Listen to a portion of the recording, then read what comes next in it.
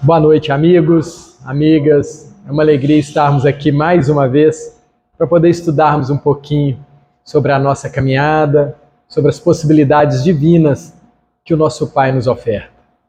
Gratidão a esse Pai de amor, gratidão a Jesus, o nosso Cristo, gratidão ao nosso anjo da guarda, gratidão aos benfeitores dessa casa, que hoje é um dia de tratamento.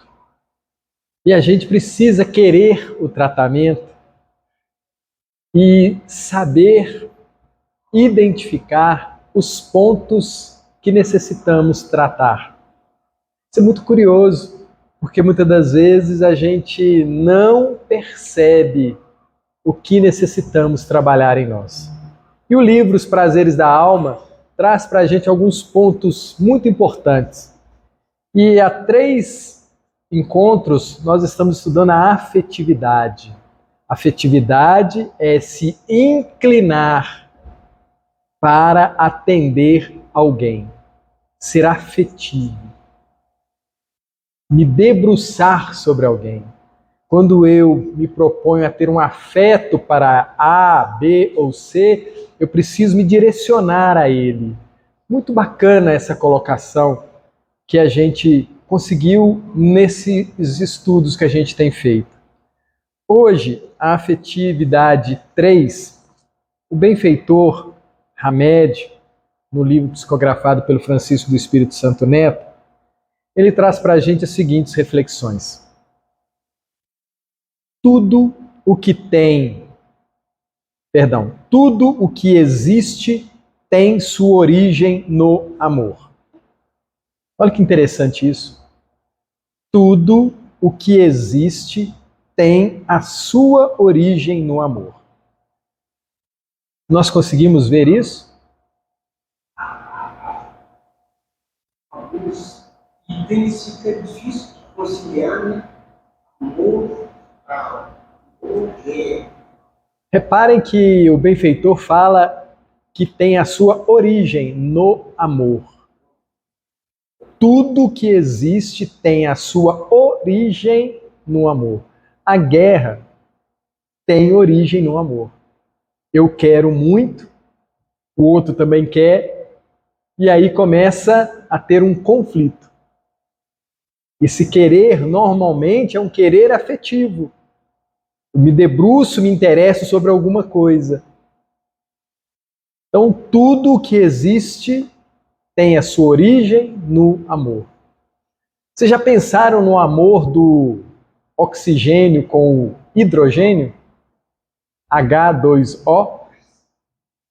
Já pensaram nesse amor que não se separa? Já pensaram no amor de uma plantinha? O amor de uma plantinha. Ela todo dia colhendo a energia do sol, a água, e trabalhando, prosperando. Ela faz isso por qual motivo? Por amor. O sol que nos aquece está distante, mas esse calor não é a sua produção de amor? Nós, com os nossos queridos, também não temos esse mesmo intuito de fazer tudo para que eles estejam bem? Tudo o que existe tem a sua origem no amor. Nós estamos aqui com base em qual amor?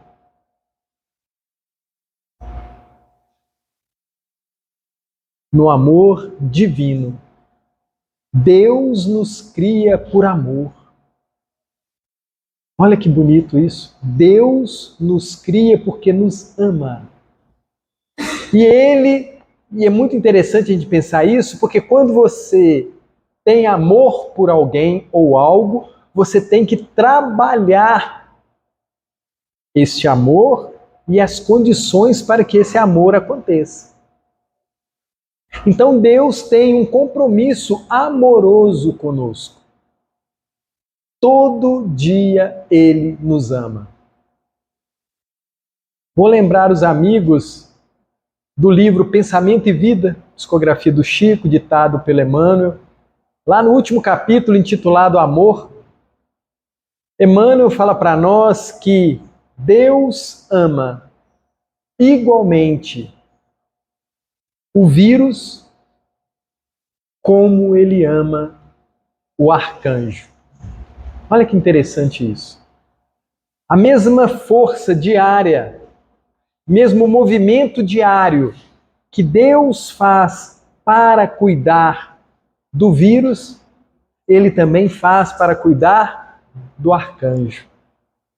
Porque Deus não faz distinção para nenhum dos seus filhos. Nenhum. Isso é muito interessante porque o nosso amor ele é limitado. Nosso amor ainda é só nos nossos. Mas a gente se intitula cristão, não é? Qual que é o exemplo do Cristo? Ele amou só os bonitos, os sadios, os belos, os ricos. Quem era a tropa que Jesus cuidava? E quem é que procurava o Cristo? A sua grande maioria. Os doentes da alma, do espírito. Não, companheiro? Discordou? Discordou? Não. Necessitados. Os necessitados. Né? Necessitados de quê? De afeto. Mas lembram de uma passagem muito bacana com a mulher samaritana, quando Jesus oferece para ela água viva e ela fala assim: Senhor, me dá dessa água porque eu não terei que vir aqui mais buscar água. Ela queria uma vida mansa. Não queria? Ela não queria mais ter aquele trabalho de ir ao poço, porque era longe, tinha que carregar um jarro, aquela coisa toda. Fazia-se isso várias vezes, uma vida toda.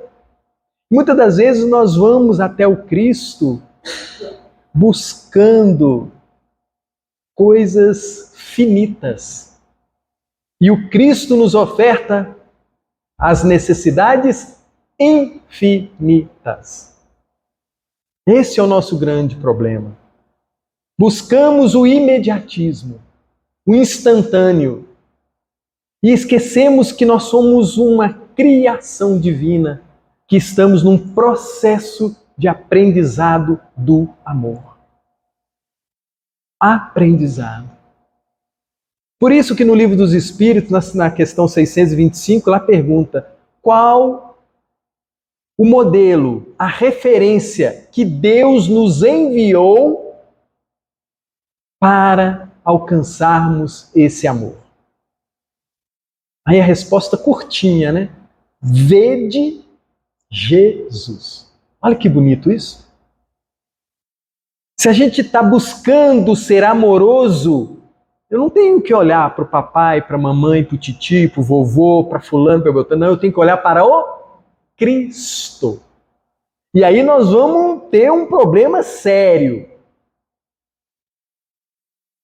Porque nós vamos entender o quanto ainda somos um grão de mostarda na questão de amar. Amamos aqueles que estão conosco ou aqueles que cuidaram de nós. E o Cristo, ele vem atender a todo mundo. Tem outra passagem linda que Jesus estava lá numa casa cheia e aparece lá Maria e seus irmãos. Lembra dessa passagem? Maria e seus irmãos. E aí eles avisam: Jesus, sua mãe está lá fora, seus irmãos estão lá fora. Aí Jesus olha para aqueles que estavam perto dele e fala assim: eis aqui a minha mãe e os meus irmãos, que são todos aqueles que fazem a vontade de Deus do Pai. Ele não estava desmerecendo Maria, ele não estava desmerecendo os irmãos. Ele estava elevando a nossa condição de amar. todo aquele que faz a vontade do Pai é nosso irmão. E nós fazemos a vontade do Pai sem perceber, viu, gente? Nós fazemos a vontade do Pai. Lá na questão 132 do Livro dos Espíritos também tem uma situação muito interessante. Lá pergunta assim, qual o objetivo da encarnação? Para que a gente entra nesse corpo físico? Né? Para quê? Né? Aí lá tem dois objetivos. Primeiro, a lei de Deus. Olha que interessante isso. Não é Deus, a lei. Não tem a lei da gravidade, a lei da física, da química, da biologia, da botânica? Pois é, são leis divinas. Então, a lei de Deus nos impõe, não tem jeito de fugir. A encarnação, entrar no corpo para alcançarmos a santificação, a purificação, a perfeição, a felicidade plena, o amor divino. Olha que interessante isso. Olha o nosso objetivo, acho isso sensacional, porque isso mudou o meu conceito de vida. Antes eu sobrevivia, porque eu não sabia, de vez em quando eu acordava de manhã, eu olhava para um lado, olhava para o outro, falei, o que eu vou fazer hoje? Não era assim? Agora eu não tenho mais esse argumento comigo. Falei, não, peraí. Eu tenho um caminhar a ser desenvolvido por imposição do meu papai do céu. Porque eu já descobri que esse pai, ele é amoroso, justo, bondoso. Bacana isso, né? E tem um segundo objetivo, de nós trabalharmos na obra do Pai. Ou seja, Deus aguarda a nossa parte na obra da criação. Isso é sensacional. Deus conta conosco. Gente, Deus constrói edifício? Deus constrói ponte? Quem é que faz esse trabalho? Nós. Consegue entender que existe uma parte na obra da criação que nos cabe? Eu gosto sempre de uma figura, muito bacaninha. Eu penso assim, Papai do Céu, Deus, ele é dono de um depósito de material de construção. Já pensaram nisso? Ele é dono de um depósito de material de construção. Ele tem todos os materiais, é dele. Aí a gente vai lá e pega isso, pega aquilo outro e constrói edifício, constrói ponte, constrói avião, constrói celular, constrói tudo. Mas primeiro eu tenho que ir ao depósito de material de construção de Papai do Céu. Olha que interessante, né? Essa imagem de bondade. E outra coisa, lá não tem que pagar. O depósito de material de construção do Papai do Céu é 0,800. É gratuito. Todos podem se abastecer à vontade. Porque a gente esquece uma outra característica de Deus, a abundância. Ele é farturento no amor, na bondade, na piedade, na misericórdia, na compaixão, no perdão. Ele é abundante, não tem limite. Ah, Thelma, então eu posso? Pode. Você pode. E aí até quando? Até quando a gente cansar. Porque ficar repetindo aquelas cenas não boas, um dia cansa. Ficar comendo aquela mesma coisa, um dia a gente fica por aqui, né? Super satisfeito e não quer mais. Aí você quer experimentar novos sabores. E aí você deixa aquilo e vai para novos ambientes, novas situações. Isso é muito bacana a gente perceber da grandeza dessa afetividade de Deus conosco. Diga, Júlio. Interessante, mesmo sendo filé, fritas, cansa, né? Qualquer coisa cansa. Satura. Satura. Né? Até porque o seu organismo vai chegar um tempo que ele começa a pedir outras coisas. Sabe depois quando você almoça, que você sente aquela vontade de comer um doce? Não é assim? Não é o organismo pedindo alguma coisa? A água. Não é assim? Você toma refrigerante, chega um tempo que você fala assim, nossa, mas eu estou querendo é uma água mesmo. Não é isso, nem aquilo. A gente vai, porque o organismo ele sinaliza suas necessidades físicas. Interessante isso. O organismo sinaliza as nossas necessidades físicas. Isso é muito interessante, que eu não sei se vocês já repararam, mas as frutas, naturalmente, na natureza, cada uma dá num período do ano. Elas não dão todas em janeiro, nem todas em fevereiro. Não. A bondade divina faz com que elas, né, tenham seu ciclo e elas venham, né, a nos satisfazer o ano inteiro. Para a gente ter o alimento, para a gente ter a opção e a variedade de alimentos, porque cada alimento traz em si a sua vitamina, cada alimento traz em si as suas energias. Isso é muito legal da gente pensar, né? Essa providência divina nessa montagem, né? E aí o Hamed fala para nós: a história da vida de cada criatura é um relato sobre seus antecedentes vivenciais. Se a gente fosse contar a nossa vida, seria um relato sobre os nossos antecedentes vivenciais. O conjunto de nossas experiências pretéritas somadas às de nossa existência atual.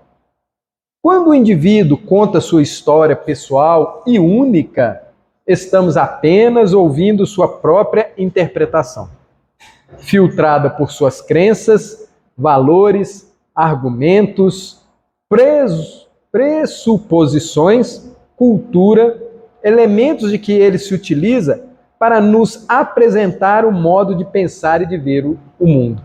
Então, o Hamed está trazendo para a gente uma coisa que eu acho que a gente ainda não percebeu. Cada um conta a sua história com os pontos e as vivências que teve. Que mais importante. Cada um conta a sua história de um jeito. Cada um. As coisas que mais chamaram a sua atenção. E em muitas das vezes isso vem das nossas vidas também, as nossas existências anteriores.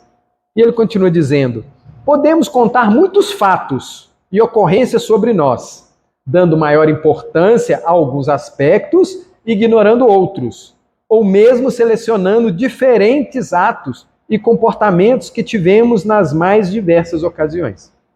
Somos seletivos por natureza, a gente escolhe o que muitas das vezes é interessante.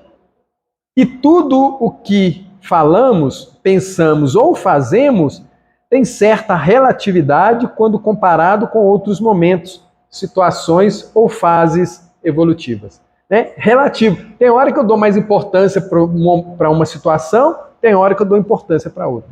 Então, na hora que a gente olha o conjunto, a gente tende para algumas coisas que a gente tem mais afinidade. Ele continua dizendo: cada um de nós possui uma individualidade original e exclusiva. Nós somos únicos. Não tem ninguém igual a gente. Mesmo comendo o mesmo arroz, mesmo comendo o mesmo feijão, não é assim? Não tem os irmãos criados com o mesmo pai, a mesma mãe, dormindo na mesma casa, bebendo isso, bebendo aquilo, comendo aquilo. Cada um segue um rumo. Tem um pensamento, tem uma tendência, tem umas virtudes, não tem? Tem umas inclinações equivocadas comendo o mesmo arroz com feijão. Né? Então, a gente precisa olhar, quando a gente olhar para o outro, a gente precisa lembrar disso. Ninguém é igual a ninguém. Quando a gente olha, a gente vê pontos diferentes. E pontos que chamam atenção para um, mas não chamam atenção para outro. Não é? E aí ele fala assim: utilizando-nos de uma singela metáfora, podemos dizer, abre aspas, toda vez que Deus cria um espírito, ele quebra o molde, fecha aspas. Para dar essa ideia de individualidade, né? Não é verdade, isso é só uma metáfora, tá, gente? Papai do céu cria todo mundo igualzinho e a gente, na nossa caminhada, é que a gente vai tendendo para um lado, tendendo para outro, fazendo as escolhas, tá? A alma passa por um grande número de encarnações no curso dos séculos, sendo diversificadas suas experiências na área da afetividade. É aquela ideia que eu gosto de trazer da novela, né? A vida, a gente só tem uma vida, que é parecida com uma novela. A novela não é cheia de capítulos? Então nós, para chegar aqui, tivemos muitos capítulos lá. Por isso que a gente vem com gosto, por isso, diferente do irmão, não é nascido na mesma casa, mesmo irmão, né? 3, 4, 5, 10, Nenhum é igual, nenhum gosta da mesma coisa. Cada um tende para uma cor, tende para uma ação, tende para um pensamento. Né? Por que isso? Por causa dos capítulos anteriores. E cada capítulo, você não sabe, será que de todos os capítulos eles foram criados da mesma família? Provavelmente não. Então há ali, né, essa questão das existências dos capítulos anteriores. Eu gosto sempre de lembrar, né, nós hoje somos a nossa melhor versão. Já pensaram nisso? Tudo que nós vivemos, hoje nós somos a nossa melhor versão. Se a gente não está satisfeito, vamos caprichar para poder no próximo capítulo, né, vir melhorado? Não é assim? Não estou satisfeito com essa aqui, não? Ah, eu queria ser assim. Então vamos nos dedicar a essa questão para que no próximo capítulo, porque teremos capítulos, porque não dá tempo nesse capítulo de nos tornarmos seres perfeitos, amorosos, limpos. Não dá tempo. Então Deus, na sua bondade, Ele nos coloca vários capítulos. Sim. Na questão de queda, nosso Pai também, Não é criação, uma composição, é um processo de crescimento. É um processo de crescimento, de desenvolvimento, de aprendizado. Aprendizado. Sabe? Eu acho que isso encaixa melhor. Nós vamos nos passando por existências, capítulos. Veja bem, Júlio, amigos. Nós nascemos e não estamos até hoje aprendendo? Todo dia a gente não tem algo para aprender? Todo dia a gente não aprende uma coisa diferente? Imagina isso no macro. No macro. Todo dia eu aprendo uma coisa. Os meninos que nascem agora, eles já nascem com habilidades melhoradas? Isso é tão verdade, gente, que menino que nasce agora, eles vão inventar a roda, vão? Ninguém nasce e vai inventar a roda, por quê? Porque esse aprendizado foi nas existências passadas, nos capítulos anteriores da novela. Então ninguém vai inventar a roda. Ah, eu vou inventar uma carroça. Não vai fazer isso. Por quê? Isso era naquelas existências passadas. Quando você nasce hoje, os meninos de hoje, principalmente, eles já vêm com um olhar para a tecnologia. Você entrega um celular para o menino, ele começa a te ensinar, começa a fazer isso, porque o raciocínio. Da onde vem esse raciocínio? Das experiências das vidas, das existências anteriores. Repetindo, que nós só temos uma vida, com várias existências e vários capítulos. Repetindo, essa que nós estamos vivendo hoje é a nossa melhor versão. Nós somos o acúmulo disso. E aí vai ter os próximos. Né? E isso, gente, é a misericórdia divina. Porque se eu errei no capítulo anterior, Deus vira e fala assim, volta, meu filho, e conserta. Como é que a gente conserta? Perdoando, expiando e reparando. Olha o processo. Nessa vida, nós já não pisamos na bola com muita gente? Nessa, dá tempo da gente pedir perdão para todo mundo? Dá tempo? Das pessoas que nós já magoamos? E normalmente, gente, a gente magoa, fere, machuca aqueles que nos amam, primeiramente. Sabiam disso? As pessoas que a gente mais machuca na vida são as pessoas que mais nos amam. Papai e mamãe que o digam, né? Papai e mamãe que o digam. O quanto nós somos destemperados nas nossas caminhadas. E aí eles, né? Como é que você vai? Você fez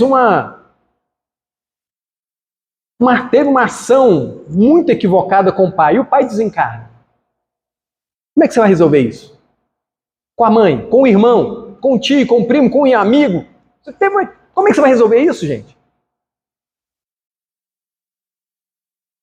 A solução divina é reencarnar. Volta de novo, encontra com fulano, pede perdão, espia aquela situação e repara. Espiar, gente, é passar pelo mesmo constrangimento que você causou no outro. Você precisa sentir. Não pode ser só pensar. Você tem que sentir. Você tem que sentir. Falei, nossa, mas eu fiz. Foi isso que fulano sentiu quando eu falei isso para ele, para ela? Mas como dói. Não quero fazer isso nunca mais. Aí, a partir daquele momento, o espírito imortal que sentiu aquilo, ele, na hora que chega numa próxima cena, ele vai lembrar daquele passado e falar, não vou agir dessa forma. Vou ser misericordioso, vou ser bondoso. Nós aprendemos pela dor. 90% do nosso aprendizado é pela dor.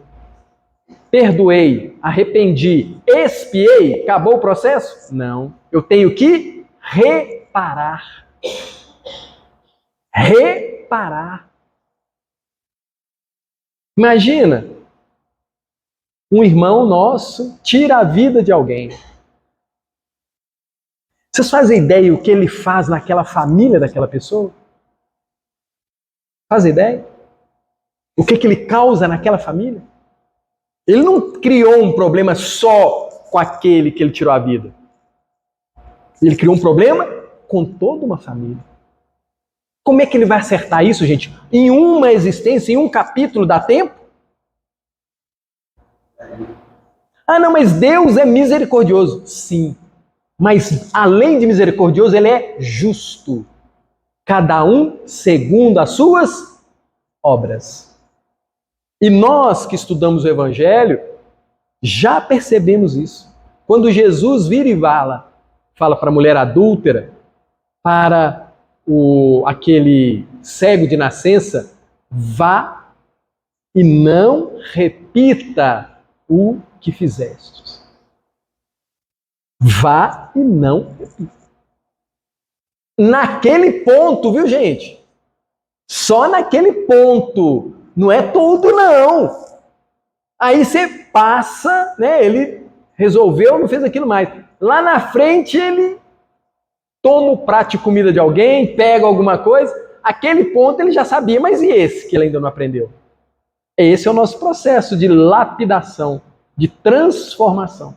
O tempo todo nos transformando de um carvão, né, em um diamante, não é assim? Porque o diamante não sai daquele carvão que a gente vê por aí. Milênios, milênios, milênios e milênios sendo trabalhado pela natureza até se tornar um diamante. É essa a expectativa de Deus para conosco. Fomos criados perfeitos e ao longo da nossa caminhada nós fomos nos equivocamos. Porque Deus sabe. Deus, gente, eu acho isso tão bacana. Deus sabe que nós vamos errar. Vocês sabiam disso? Ele sabe que nós vamos errar. Ele sabe que na hora que nós tivermos que aprender a andar, nós vamos cair.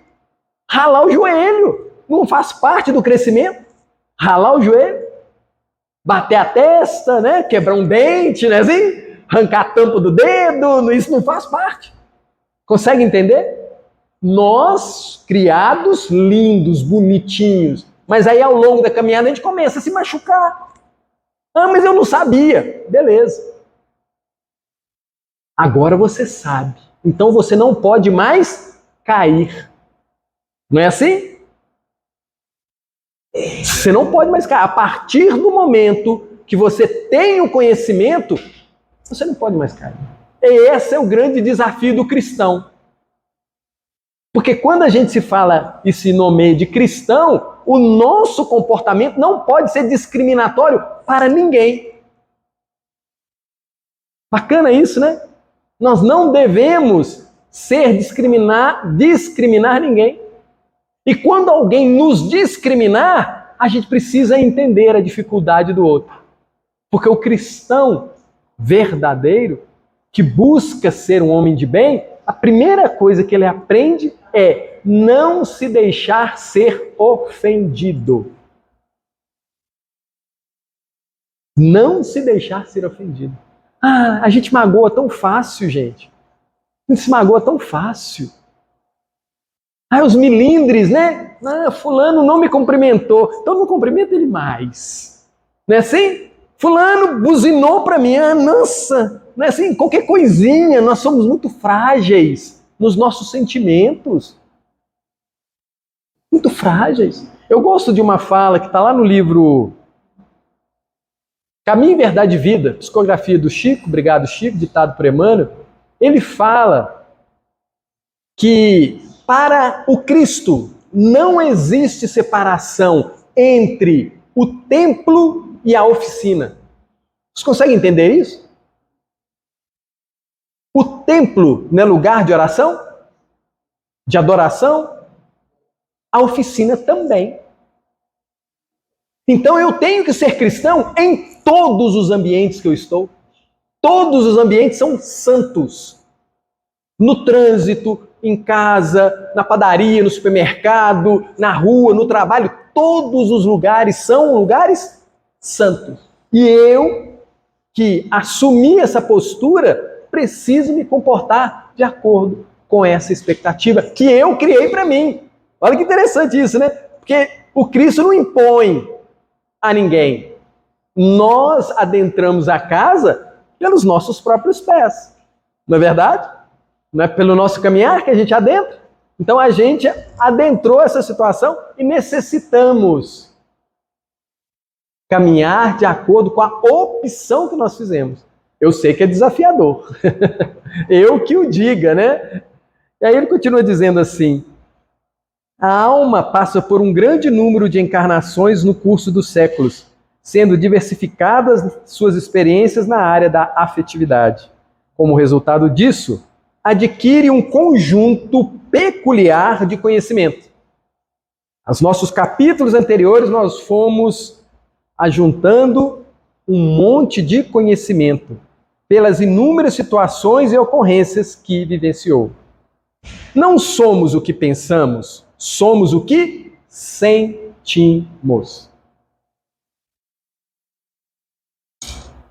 Vi uma cena. Eu tenho uma emoção, um sentimento naquela cena. A gente está andando no trânsito. A gente vê um acidente. O que vem à nossa mente? Primeiro, não é aquela emoção? Não, alguém ferido, aconteceu alguma coisa, não é isso? Essa emoção gera um pensamento. Primeiro a emoção, primeiro o sentimento, vem um pensamento. Esse pensamento vai gerar em mim uma palavra. Emoção, sentimento. Pensamento, palavra. Olha que interessante isso. A emotividade gera o pensamento. Nós não somos o que pensamos, nós somos o que sentimos. Sabe quando alguém faz aquela raiva na gente, a gente no automático solta aquela palavrinha, aquele palavrão, solta aquela ação, não é assim? Porque vem de uma emoção descontrolada que nós deveríamos ter o controle. Em vez de reagir, pensar antes de falar. A gente devia ter esse cuidado. A reação, gente, ela é muito perigosa, porque a reação muitas das vezes ela vem do nosso instinto. Do instinto. Muitas das vezes aparece em nós aquela onça, aquela cobra, aparece em nós, pela nossa fala, porque nós deixamos sair qualquer coisa e nós precisamos ter zelo pelas palavras, porque depois delas proferidas, nunca mais serão apagadas. As palavras. Não somos o que pensamos, somos o que sentimos. A busca do amor é o principal anseio de todo ser humano.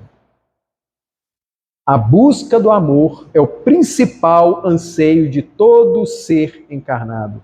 Ele é legítimo e saudável e nos incentiva ao despertar da inteligência e dos talentos inatos, a fim de criarmos, renovarmos e crescermos, quer no campo da religião, quer no campo da filosofia, quer no campo da ciência, da arte e em outros tantos setores do conhecimento.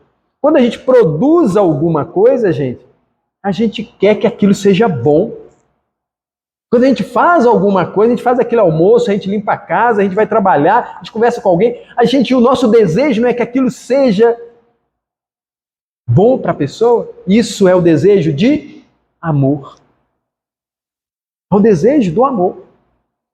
Em todos os campos, o benfeitor está dizendo aqui para nós.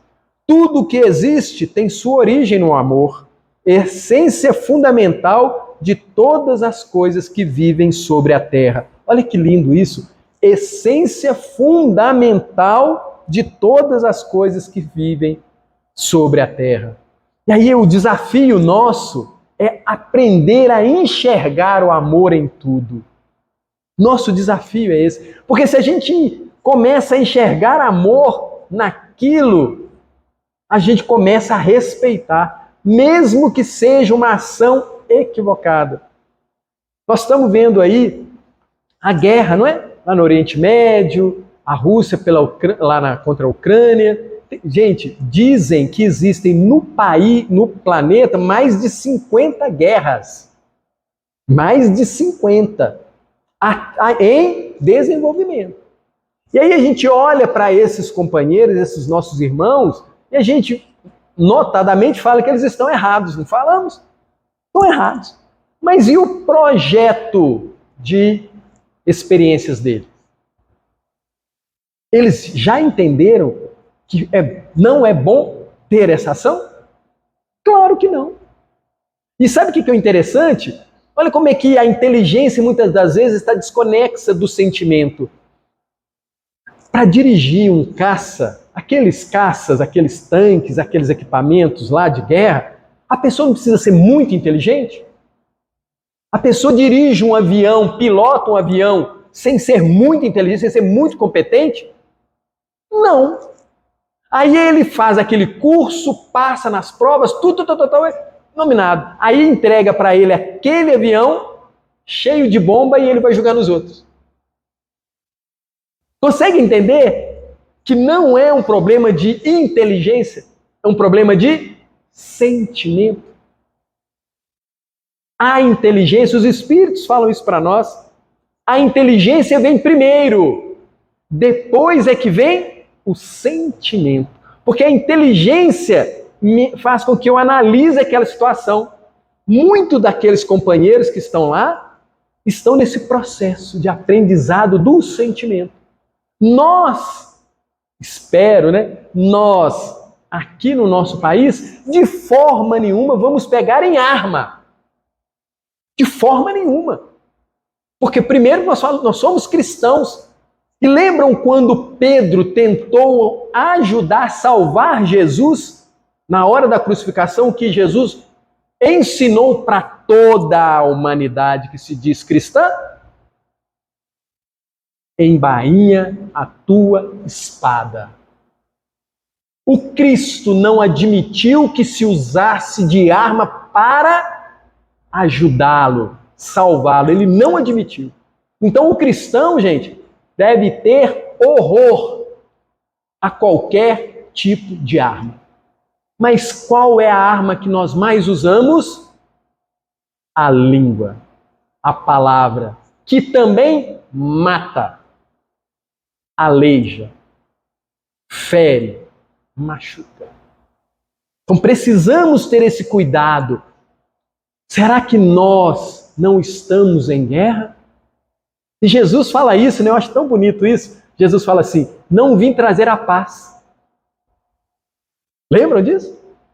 Não vim trazer a paz, mas a espada.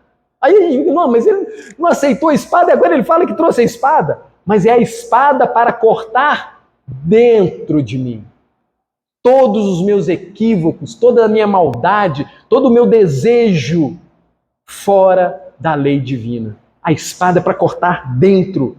Tudo que eu olho para mim e não estou satisfeito, não está de acordo com o ensinamento do Cristo, eu devo cortar.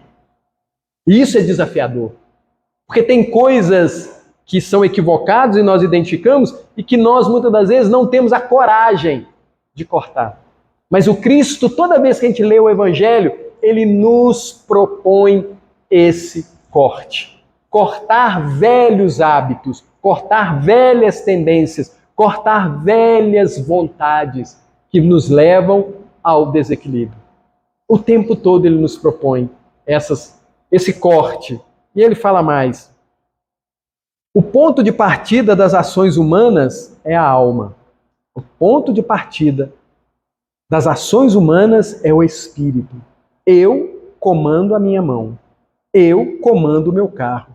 Eu comando isso. Eu comando aquilo. Não é o corpo que faz sozinho. Eu, espírito, é que comando. Dá um exemplo para vocês. Mão, levanta. Ela levantou, gente? A minha mão levantou? Por que ela não levantou? Porque eu é que mando. Ela só levanta quando eu mando e ordeno que o corpo faça esse movimento. Então ele fala aqui, o ponto de partida das ações humanas é a alma, o espírito. Nosso mais profundo centro amoroso. Olha que lindo isso, gente. Ele fala que como nós somos filhos de Deus, e João na sua primeira carta fala que Deus é amor, nós somos o quê, gente? Se Deus é amor, nós somos o quê? Amorzinhos. Não é isso? Nós não somos filhos criados do amor? Nós somos filhos. E ele fala isso para nós no nosso mais profundo centro amoroso, que transmite energeticamente a afetuosidade para nossos sentidos físicos periféricos, para o nível físico sensitivo. É isso que eu acabei de fazer. A mão só mexe porque eu, o espírito, determino que ela faça isso. A aspiração do amor causa em inúmeros indivíduos uma sensação de inadequação ou medo. A aspiração do amor. Gente, ele está falando que tem hora que a gente tem medo de amar. Por esse motivo, reprimimos de modo inconsciente ou voluntário. No entanto, apesar de tentarem recalcar ou apagar a emoção, eles nunca conseguirão silenciar por muito tempo o sentimento amoroso que flui da intimidade da própria alma. A nossa essência é amor. Mas nos capítulos anteriores, nós tivemos algumas desilusões. Algumas desilusões, para não falar milhares. Fala só algumas, né? E aí nós chegamos nesse capítulo com, sabe, gato com medo de água fria, né? Para não ser escaldado, não é essa? Não tem essa história?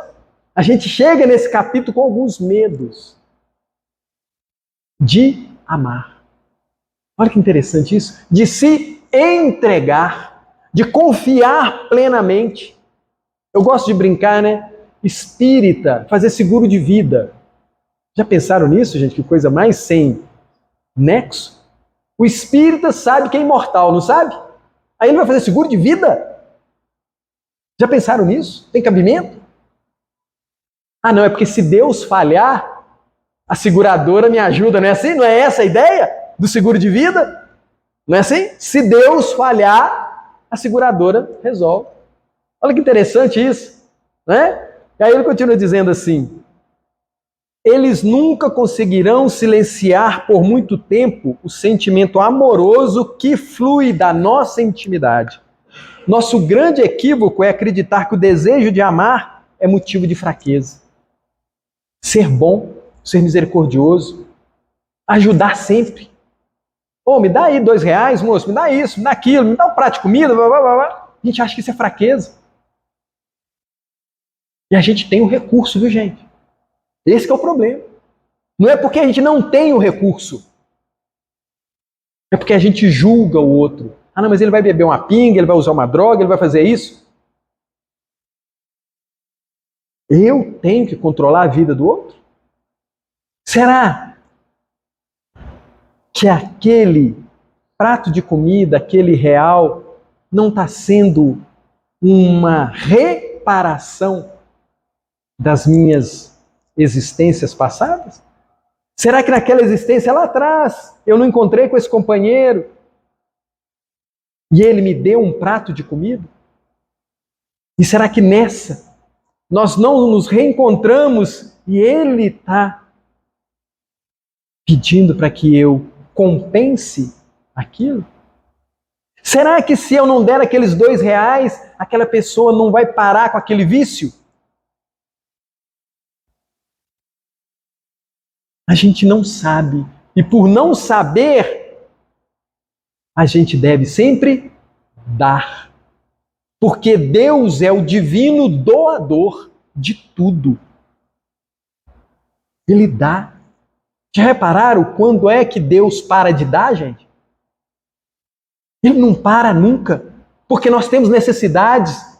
E Ele vai dando, vai dando, vai dando, vai dando. E a gente precisa aprender com Deus, né? Precisa aprender com Ele. Chegou até a gente.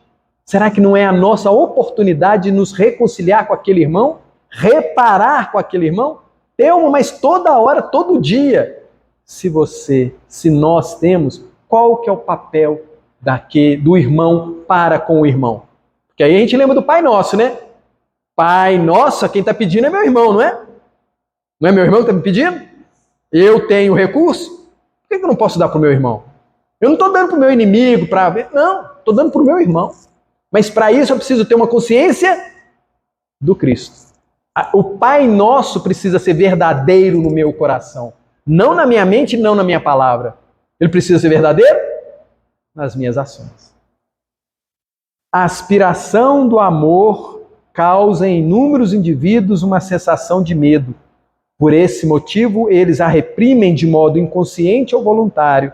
No entanto, apesar de tentarem recalcar ou apagar a emoção, eles nunca conseguirão silenciar por muito tempo o sentimento amoroso que flui da intimidade da própria alma. Nosso grande equívoco é acreditar que o desejo de amar é motivo de fraqueza, vergonha, submissão ou domínio. Esse anseio, quando reprimido, acarreta consequências angustiantes e desastrosas, tanto na área física como na área psicológica. Queria lembrar uma coisa para os amigos. Quem está falando isso aqui é um espírito desencarnado. Não é um encarnado, não. Porque tem hora que a gente acha que é muito. Não. Ele já esteve encarnado, agora está desencarnado e está olhando lá e vendo como é que é a vida. As dificuldades daqueles que estão lá e as dificuldades dos que estão aqui. Então ele manda essa mensagem para nós para nos alertar sobre a realidade. Por isso que é um livro psicografado. Um espírito que está desencarnado falando, comentando das coisas que estão acontecendo lá que ele está vendo. Bacana isso, né? Aí ele fala lá, traz para nós a questão de número 200, do Livro dos Espíritos. Ele fala assim, ela pergunta, os espíritos têm sexo? Aí a resposta dos benfeitores é, não como entendemos. Não como entendemos. Então, sexo para eles não é a parte física. É alguma coisa muito além. Não como nós entendemos, pois os sexos dependem do organismo. Entre eles, os espíritos, há amor e simpatia baseados na concordância de sentimentos. Olha que bacana isso. Não fala da questão fisiológica, fala da questão da identidade. Olhei para um espírito, teve uma concordância. Podemos caminhar juntos? Podemos ser companheiros? Podemos ser companheiras? Interessante isso, né? Vocês já viram o desenhozinho dos anjos, gente? Algum dos anjinhos tem genitália? Não tem. Não é interessante isso? Por quê? Porque essa questão que a gente acha da amorosidade, ela ultrapassa a questão fisiológica. Perguntinha: no plano espiritual, nasce criança, gente? De dois espíritos? Nasce? Hã? Não. Porque quem é o único que é criador? Só Deus. Só Deus. Então nós não criamos filhos. Nós não criamos no sentido de criar e dar o start. Já é um espírito criado por Deus que nós, né, a mulher, junto com o marido, desenvolve aquilo ali. Mas ele já foi criado por Deus. Bacana isso, né? Então depois que a gente desencarna, lá para que você vai ter a genitália? Não tem função, não? Não tem função. Né? Interessante isso. Mas lá existem espíritos que têm, por causa da sua dificuldade e a sua grande atração por essa sensação fisiológica. Isso é interessante, né? A gente vai estudando a literatura espírita, a gente encontra esses casos lá. E aí ele continua dizendo: a soma de todos os atos de nossa história de vida poderia ser resumida unicamente no fato de que não somos nem santos nem vilões, apenas criaturas em busca do amor. Por certo, poderíamos dizer que, apesar dos mais diversificados pontos de vistas e modelos de mundo que possuímos, o desejo de amar ou a concordância de sentimentos, repetimos, é o mais sublime propósito de todo ser humano. Usamos mecanismo de evasão, por exemplo, a robotização, serviços automáticos sem prazer ou criatividade. Sabe quando a gente vai fazendo os dias mecanicamente? A minha sexta-feira passada é igual a de hoje, a próxima sexta-feira é igual. Comi, bebi, dormi, trabalhei, tudo a mesma coisa. Não tive nenhum movimento diferente. É um mecanismo de robotização para compensar nossa insatisfação no amor. Porque o amor, gente, ele todo dia cresce. Então, quando eu começo a repetir a mesma coisa, eu padronizo o amor, eu estanco. É só assim. Então, eu preciso comer, lembrando do Caco Antibes lá da novela, né? O meu brioche de manhã, não tinha isso? O Caco Antibes, o brioche, né? Então, de manhã, o meu dia não é nada se eu não comer isso, se meu café da manhã não tiver isso, se eu não tiver isso assim, se eu não fizer isso, se eu não... Sabe quando você robotiza o seu dia? O que você fez? Estancou o amor. Porque o amor, gente, ele faz com que a gente seja diferente todo minuto, toda hora, toda semana, todo mês. Nós somos plantinhas. Se você joga água na plantinha uma semana inteira, daí uma semana ela está do mesmo tamanho, gente. Ela não agradece aquela água, não agradece aquele sol e não produz o amor dela, que é o crescimento? Conseguem ver o que ele está chamando aqui? Quando a gente padroniza, robotiza, para compensar nossa insatisfação no amor, trabalhamos incessante e exaustivamente. Em outras ocasiões, aspiramos à completa aprovação alheia de tudo que fazemos ou acreditamos, para preencher a sensação de falta e incompletude que toma conta de nosso universo afetivo. Nós fazemos assim, e aí fulano gostou. Aí a gente não muda, não melhora aquela ação. A gente continua fazendo daquele mesmo jeito. E ai, se fulano ficar satisfeito com aquela situação. Porque a gente também quer robotizar o outro. A gente quer que ele só sinta aquilo, não permitindo a ele ter outros pontos de vista, outros conhecimentos, outros sabores na vida.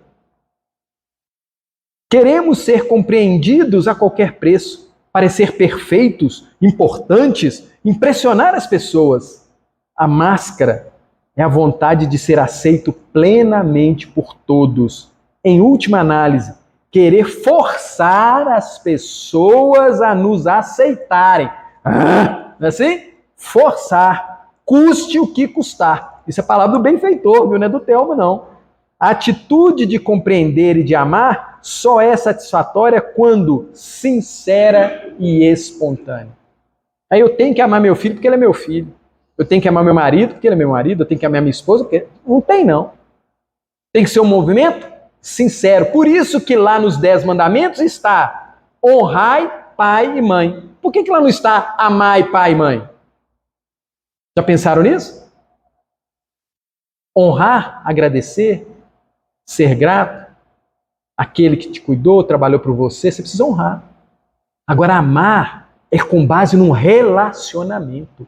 E muitas das vezes, pai, filho, mãe, filha, não tem um relacionamento saudável. Então o filho honra, mas não ama. Olha que interessante isso, né? Amar é um processo de cultivo. Eu preciso regar, eu preciso todo dia estar cultivando.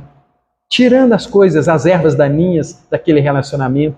Eu preciso colocar mais luz. O relacionamento é assim. E aí ele continua dizendo: a concepção junguiana de sombra representa o modelo de tudo aquilo que não admitimos ser e que nos esforçamos por ocultar e ou valorizar inconscientes e qualidades em potencial esquecidas nas profundezas de nossa intimidade, os quais precisamos despertar dentro de nós. Ele chama atenção aqui para a nossa sombra interna. Tem coisas nossas que a gente não permite nem pensar. E se alguém falar que eu sou, a casa cai. Você é egoísta? Não. Você é ciumento? Você é avarento? Você é possessivo? De forma nenhuma. Eu? Nunca. Mas aí quando se aponta e ele se exaspera, é porque tem na intimidade. Qualquer coisa, Telmo, você é isso, Telmo, você é aquilo. Eu vou analisar. É verdade que ele está falando? Vou procurar em mim. Se for verdade, o que eu tenho que fazer? Deixar de ser, não é assim? Se for mentira, ignoro. Beleza, obrigado, viu? Tchau, vai com Deus. Não preciso falar nada com ele. Não preciso falar nada. E é engraçado isso, que tem uma pergunta do Livro dos Espíritos, a 919, que é respondida por Santo Agostinho. Santo Agostinho pede para a gente ter atenção aos nossos inimigos. Porque normalmente os inimigos falam a verdade sobre a gente. Porque os amigos dão tapinha nas costas, né? Assim, não, você tá certo, é assim mesmo, fulano tá errado. Agora os inimigos, gente, naquela briga, naquele momento, o que ele solta? Aquilo que ele verdadeiramente vê na gente. Só sai. Não, mas aí precisa analisar se é. A gente tem que passar pelo nosso crivo. Será que é verdadeiro isso? Mas se ele falou, gente, normalmente tem um fundinho de verdade ali naquela fala. E aí ele continua dizendo: nesse sentido, disse Jesus no Evangelho de Lucas, abre aspas, pois nada há de oculto que não se torne manifesto, e nada em segredo que não seja conhecido e venha à luz do dia. Olha que bacana isso, né? Nada ficará escondido. Tudo que está no nosso porão, na nossa sombra, um dia virá à tona. Quando o indivíduo vai gradativamente tomando contato com os aspectos de sua sombra, ele se torna cada vez mais consciente de seus impulsos, de suas emoções, sentimentos e atributos que ignorava ou negava em si mesmo. A partir daí, consegue perceber claramente nos outros os mesmos conteúdos inconscientes que não via ou não admitia em si mesmo. Afinal, pensa consigo mesmo, abre aspas, não me importo, todos somos iguais.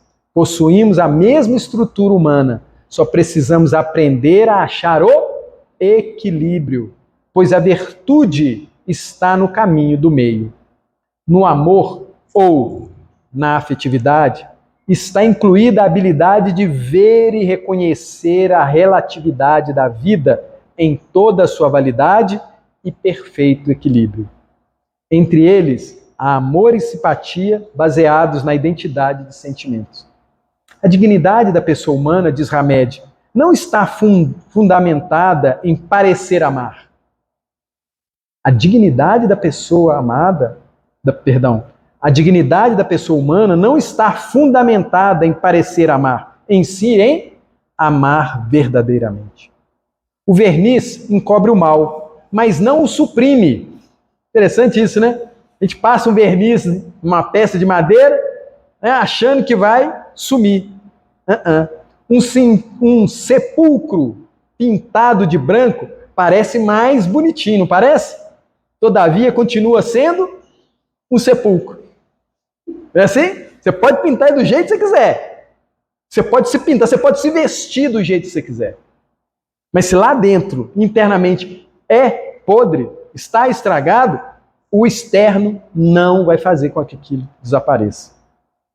A hipocrisia dissimula ser o que não é, buscando no fingimento uma cobertura para continuar sendo aquilo que de fato quer parecer aos olhos do outro. Isso aqui é muito interessante, gente, porque a gente vai estudando as obras espíritas, o Evangelho, e lá no Evangelho fala assim, que reconhece-se o verdadeiro espírita pelos esforços que faz para diminuir as suas más inclinações. Muitas das vezes a gente pode até olhar e achar, mas isso é hipocrisia. Não é não. É porque a gente precisa de muito esforço, sabendo que a gente tem dentro da gente aquilo, mas a gente precisa externar para o outro uma coisa diferente. E aí, aos poucos, você vai se acostumando com essa prática e aquele sepulcro vai realmente se tornando um lugar mais limpo, mais tranquilo. No lugar em que reina o amor, não há imposições. Olha que interessante isso, hein? No lugar em que o amor reina, não há imposições e repressão.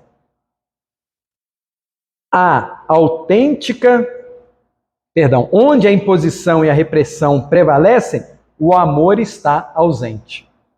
A autêntica afetividade está associada a uma ampliação de consciência e de um amadurecimento espiritual. Vou repetir essa frase, que essa frase é importante. A autêntica afetividade, amorosidade, está associada a uma ampliação de consciência. Todos somos irmãos. Pai nosso. E de um amadurecimento espiritual. Não é terreno, não. Amadurecimento espiritual. Aí o meu olhar fica um olhar de mundo. Eu olho para todo o planeta e só vejo o irmão pelejando para melhorar. Consegue entender isso? Eu não vejo ninguém fazendo nada errado. Eu vejo irmãos tropeçando e ralando o joelho. Eu vejo irmãos simplesmente caindo. Amadurecimento espiritual. Entender que nós estamos num planeta de provas e expiações com uma missão maravilhosa, que é nos tornarmos felizes, limpos, sublimes. E aí ele termina dizendo, quem a possui, essa afetividade, essa amorosidade, aprende a ser, olha só quem tem essa afetividade, o que ele aprende a ser? Caridoso, generoso, benevolente, deixando os outros livres, não apenas para errar, mas também para aprender, para discordar, mas também para amar. Reconhecendo que as fragilidades que muitas vezes recriminamos dos outros podem ser as nossas amanhã. Né? Bacana isso, né? Quem possui a afetividade aprende a ser caridoso, generoso, benevolente, deixando os outros livres, não apenas para errar, para aprender, para discordar, mas também para amar. Reconhecendo que as fragilidades que muitas vezes recriminamos nos outros podem ser as nossas amanhã. A gente não sabe o nosso amanhã, né? Nossa nova versão para o dia seguinte. Vamos agradecer mais uma vez esse nosso encontro gostoso, nessa sexta-feira de tratamento de saúde do nosso querido Cantinho de Jesus. Obrigado, Pai de amor e bondade, pela luz que tem nos ofertado, pelas oportunidades do dia a dia. Que a gente não perca as oportunidades para aprender a amar, para aprender a servir e compreender o outro. Gratidão, Jesus amigo, gratidão à espiritualidade dessa casa, que continue conosco, hoje, agora e sempre. Que assim seja, graças a Deus. Beijo no coração de todos, boa caminhada Até breve, gente. Obrigado, viu?